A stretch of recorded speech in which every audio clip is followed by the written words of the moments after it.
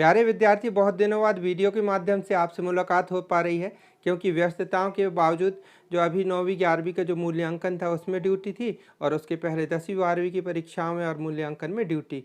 इसके बावजूद भी समय निकाल करके जैसे ही मिला आपसे वीडियो के माध्यम से मुलाकात करने की कोशिश कर रहा हूं। और समझ लीजिए कि आज का वीडियो आपके लिए बहुत महत्वपूर्ण है, क्योंकि इस वीडियो में हम आपको बताने जा रहे हैं कि कक्षा 10 9वीं और 11वीं का एमपी बोर्ड का रिजल्ट कब आएगा, है ना। और दूसरी बात, इस साल जो रिजल्ट आएगा वो थोड़ी सा डाउन आएगा आप लोगों को। तो क्या कारण है जिसके कारण आप लोगों का रिजल्ट डाउन आएगा, इन सभी बातों को लेकर के आज का वीडियो पूरा देखिएगा। तो शुरुआत करते हैं। सबसे पहले मैं बता दूं कि रिजल्ट कब आएगा। तो देखिए, मूल्यांकन कार्य लगभग सभी जगह का हो गया है। तो 27 तारीख जो डिक्लेयर डेट है शासन की तरफ से 27 अप्रैल, तो 27 अप्रैल को रिजल्ट डिक्लेयर होने वाला है ना। तो अब कहीं अगर हो सकता है, अगर विलम्ब हो 1-2 दिन का, जैसे कहीं काम मूल्यांकन नहीं हो पाया हो, तो 30 तक डिक्लेयर हो ही जाएगा। 27 डेट दी गई है, किन्हीं कारणों से लेट होता है तो 30 तक रिजल्ट सब जगह का आ जाएगा। अब दूसरी बात पे चर्चा करे लेते हैं कि अभी जो हमने कहा कि इस वर्ष का आप लोगों का रिजल्ट थोड़ी से डाउन आएगा। वजह बता रहा हूँ क्यों। क्योंकि ये प्यारे विद्यार्थियों, अभी आपने 10वीं पास होकर के 11वीं की परीक्षा दी। 10वीं का कोर्स छोटा था, है ना। 11वीं का कोर्स बहुत बड़ा था। तो अब स्वाभाविक बात है आपको एकदम से लंबी छलांग लगानी पड़ी। तो जो आपको 10वीं के जो परसेंट आए थे, किसी के 90, किसी के 92, 95, किसी के 85, बहुत अच्छे परसेंट आए थे। तो उसी अपेक्षा को आप 11th में रखते हैं। तो लेकिन अगर बाय द वे, क्योंकि कोर्स बड़ा है, कठिन भी था, तो अगर आपके परसेंटेज डाउन आते हैं तो आप इससे निराश ना होइएगा। ये समझिए कि हमने एक नई सीढ़ी पर कदम रखा है। 12th का रिजल्ट आपका बहुत अच्छा आएगा। तो एक वजह तो ये थी, है ना, रिजल्ट थोड़ी सा कम होने की जो संभावना है उसकी। दूसरी वजह ये है प्यारे विद्यार्थियों कि जो मूल्यांकन होता है 9वीं 11वीं का, कहना नहीं चाहिए, स्थानीय स्तर पर होता है। तो जितना मतलब बोर्ड की कॉपी जब जांचते तो बहुत नियम से जांचते, एक एक पढ़ करके।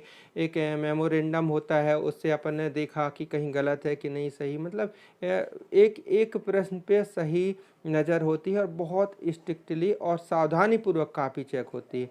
वहीं कई स्कूलों में हमने देखा 9वीं 11वीं में लगभग कापी उतना स्ट्रिक्टली चेक नहीं होती हैं। एक प्रकार से बीच का रास्ता अपना लेते हैं कई मूल्यांकन करता, है ना। कैसा अपना लेते हैं कि मतलब ना तो बहुत ज़्यादा नंबर देना है और ना ही बहुत कम, यानी बीच में एवरेज में नंबर दे देते हैं। तो ऐसे में किनको फ़ायदा होता है? जो बहुत डाउन पे हैं ऐसे विद्यार्थियों को फ़ायदा हो जाता है, और जो बहुत अच्छे नंबर की अपेक्षाएं रखते हैं उनका रिजल्ट थोड़ी सा एवरेज पे आ जाता है ना। तो इससे निराश ना होइएगा, है ना। 11वीं की अंक सूची है, आपको सिर्फ 12वीं में जाने में ज़रूरत होती है, बाकी कहीं नहीं, ठीक है। अब ऐसे विद्यार्थी भी जान लें कि जिनका किन्हीं कारणों से कोई पेपर बिगड़ गया है, तो वो चिंतित ना हो। यदि सप्लीमेंट्री आती है, पूरक परीक्षा आती है, तो पूरक परीक्षा दें, है ना। उससे कोई फर्क नहीं पड़ने वाला है। आप 12th की पढ़ाई करते रहें, आप 11वीं पास हो जाएंगे पूरक परीक्षा के बाद, तो 12वीं में ऑलरेडी, है ना, पढ़ने को मिल ही जाएगा। तो उससे चिंतित ना हो, है ना। जो हुआ सो हुआ, उसको लेकर के फालतू टेंशन नहीं लेना है। और एक बात और, जिस तारीख से रिजल्ट डिक्लेयर होता है ना, वहाँ से लेकर के 15 दिन तक का समय आपके पास रहता है काय का, रीटोटलिंग कराने का। कॉपी का रिवैल्यूएशन नहीं होता, रीटोटलिंग होती है ना। तो आप जहाँ मूल्यांकन केंद्र बनाए गए हैं आपके, वहाँ पर अपने स्कूल के माध्यम से प्रचार के लिए आवेदन लिखिएगा कि मैं इन विषय का रीटोटलिंग कराना चाहती हूँ, जो भी हो आप।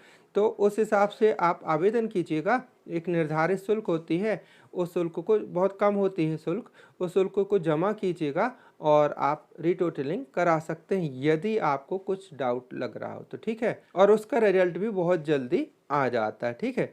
और सप्लीमेंट्री अगर किसी की आ गई है तो उससे चिंतित ना हो। 11वीं की अंक सूची है, पास, हमने बताया ना, पास हो जाएंगे, 12th में चले जाएंगे, और बस इतना ही इसका काम होता है। और समझ लीजिए कि आपको एक नई सीख दे करके जा रही कक्षा 11वीं कि कक्षा 12वीं में जो आपको पढ़ना है वो डिटेल से पूरा कोर्स तैयार करके जाना है, क्योंकि यहाँ कोई सीरीज वगैरह से 12वीं में नहीं आते हैं प्रश्न। ऑब्जेक्टिव टाइप के क्वेश्चन, 2 नंबर के क्वेश्चन कहीं बीच से निकाल करके दे दिए जाते हैं, तो इसलिए आपको नोट्स बना बना करके पढ़ना है। यद्यपि हमने आपको एक वीडियो के माध्यम से बताया था कि 12th की वीडियो हैं, यद्यपि पुराने हैं, पर मैं कह रहा हूँ कि यदि एक वीडियो को भी आप पूरा देखेंगे तो उतना मतलब तामझाम नहीं है वीडियो में, लेकिन वीडियो का मैटर बहुत अच्छा है। आप एक लाइन से समझ सकते हैं और समझ करके नोट्स बना सकते हैं।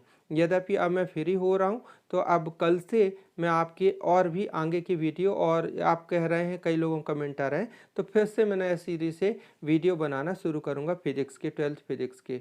तो प्यारे विद्यार्थियों, आप पढ़ाई जारी रखें, है ना। इन वीडियो की मदद ले सकते हैं और नए भी वीडियो में उपलब्ध कराऊंगा, ठीक है।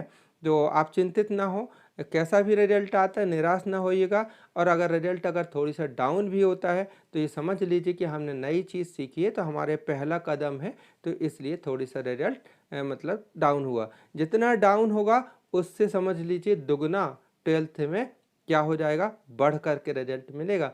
क्योंकि 12th की फिजिक्स प्यारे विद्यार्थी बहुत बहुत इंटरेस्टिंग है, बहुत सरल है। अब आप कहेंगे सर बहुत सरल है, लेकिन बहुत बड़ी है, लंबा कोर्स है, आप 2 महीने में कुछ नहीं कर सकते। अभी से पढ़ना शुरू कीजिए। ऐसे ही मैथ्स तो समझ लीजिए, जो विद्यार्थी मैथ्स लिए है ना, वो उनका अभी तक मेरे ख्याल से 2, 3, 4 चैप्टर हो जाना चाहिए था। यदि नहीं हुआ तो जल्दी लग जाइए, लेट ना हो। मैथ्स कम से कम 3 बार होना चाहिए मैथ्स, है ना। यानी टोटल मिला करके, चाहे मैथ्स हो, चाहे साइंस हो, चाहे आर्ट्स हो, तो आपको अभी से पढ़ाई शुरू कर देना है यदि आगे बढ़ना है तो, ठीक है। तो बढ़िया अच्छे से पढ़ते रहिए, और जो भी दिक्कत हो प्यारे विद्यार्थियों कमेंट करके बताइएगा।